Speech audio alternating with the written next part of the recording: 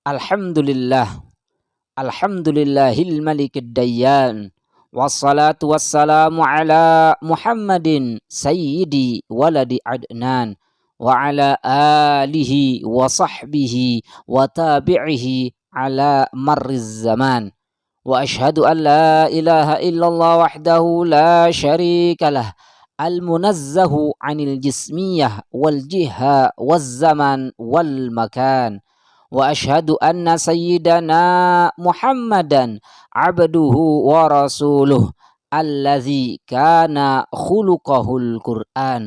Amma ba'du, ibadar rahman, fa inni usikum wa nafsi bitaqwallah al-mannan al-qail fi kitabihil Qur'an, ya ayyuhalladzina amanu la tattabi'u khutuwatis syaitan wa man yattabi' khutuwatis syaitan fa innahu ya'muru bil fahsya'i wal munkar walaula fadlullahi 'alaikum wa rahmatuhu ma zaka minkum min ahadin abada walakinnallah yuzakki man yasha wallahu sami'un 'alim.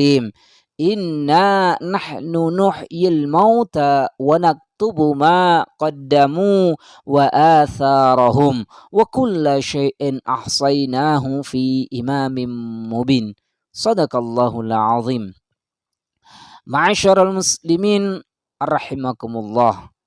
Mengawali khutbah kali ini, khatib berwasiat kepada jamaah sekalian pada umumnya dan kepada diri khatib sendiri khususnya, agar kita senantiasa meningkatkan kualitas keimanan dan ketakwaan kepada Allah Subhanahu wa ta'ala dengan menjalankan perintahnya dan menjauhi larangannya. Karena peningkatan iman dan takwa sejatinya dapat diperoleh dengan dua cara tersebut, yaitu menjalankan perintah Allah dan menjauhi larangannya. Dalam hal ini Imam Abu Hatim berkata, annal iman yazid bitta'ah wa yanqus bil ma'siyah. Artinya iman itu sifatnya dinamis, dapat bertambah dan berkurang. Bertambah karena ketaatan kepada Allah Subhanahu wa ta'ala atau menjalankan perintahnya, dan berkurang karena melakukan kemaksiatan. Ma'asyar muslimin rahimakumullah, kita semua pasti sepakat bahwa terus terang, berkata benar dan jujur merupakan sikap terpuji dan layak diteladani. Namun, ada kalanya sikap-sikap itu justru dilarang karena membawa bahaya. Contohnya dalam hal jujur dalam kemaksiatan.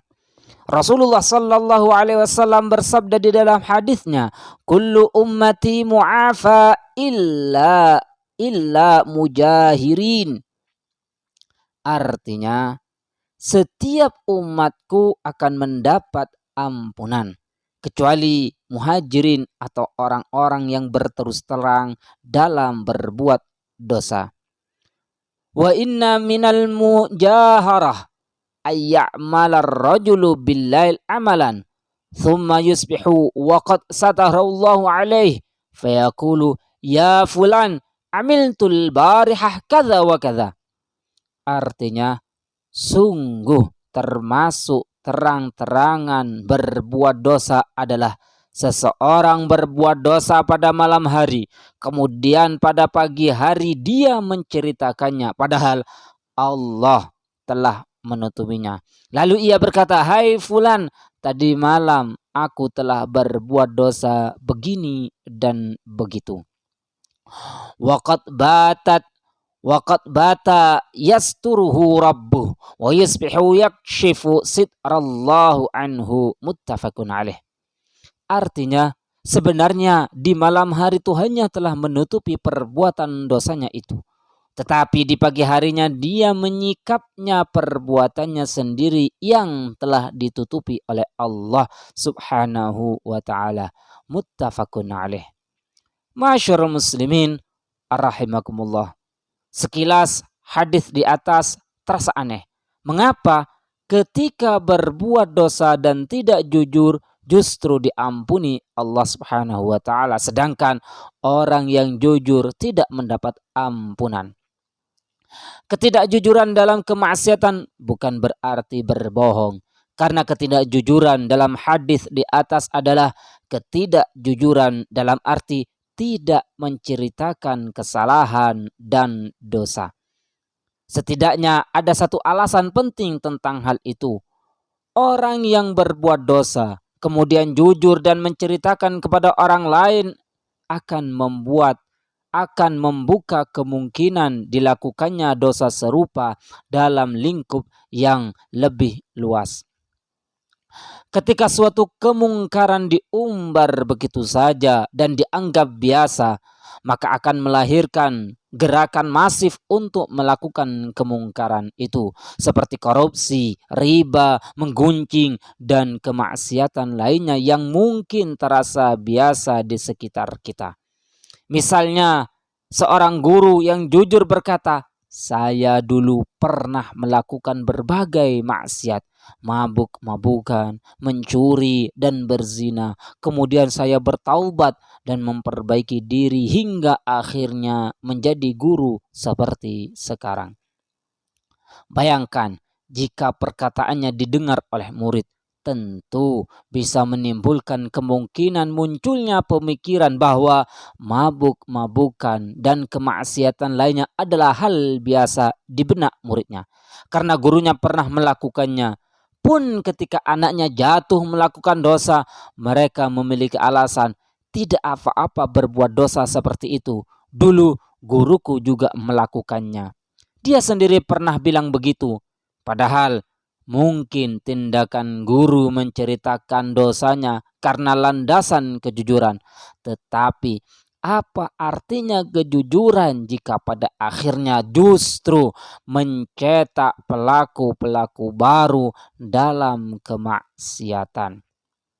Sementara dalam hadis lain ditegaskan, ketika seorang berbuat dosa, kemudian orang lain mengikutinya karena terinspirasi oleh pelaku pertama, maka pahala dosa orang yang mengikuti mengalir juga kepada pelaku pertama, atau bisa disebut juga dosa jariah. Rasulullah sallallahu alaihi wasallam bersabda di dalam hadisnya, "Man sanna fil Islam sunnatan hasanah, falahu ajruha wa ajru man amila biha ba'dah min ghairi ayyanqusa min ujurihim syai'un." Artinya, orang yang melakukan perbuatan baik dalam Islam, maka baginya pahala dari perbuatannya itu dan pahala dari orang yang melakukannya sesudahnya, tanpa mengurangi pahala mereka sedikit pun. Wa man sanna fil Islam sunnah sayyi'ah kana alaihi wizruha wa wizru man amila biha min ba'dih min ghairi ayyanqusa min awzarihim syai'un. Rawahu Muslim. Artinya, orang yang melakukan suatu perbuatan buruk, maka baginya dosanya dan dosa orang yang melakukan sesudahnya tanpa mengurangi dosa mereka sedikit pun. Hadis riwayat Muslim. Artinya, ketika seseorang melakukan kemungkaran dan memutuskan bertaubat, lalu tidak menceritakan perbuatan dosanya, maka secara tidak langsung dia telah membuka sunnatan hasanatan dan menutup kemungkinan terbukanya sunnatan sayyi'atan.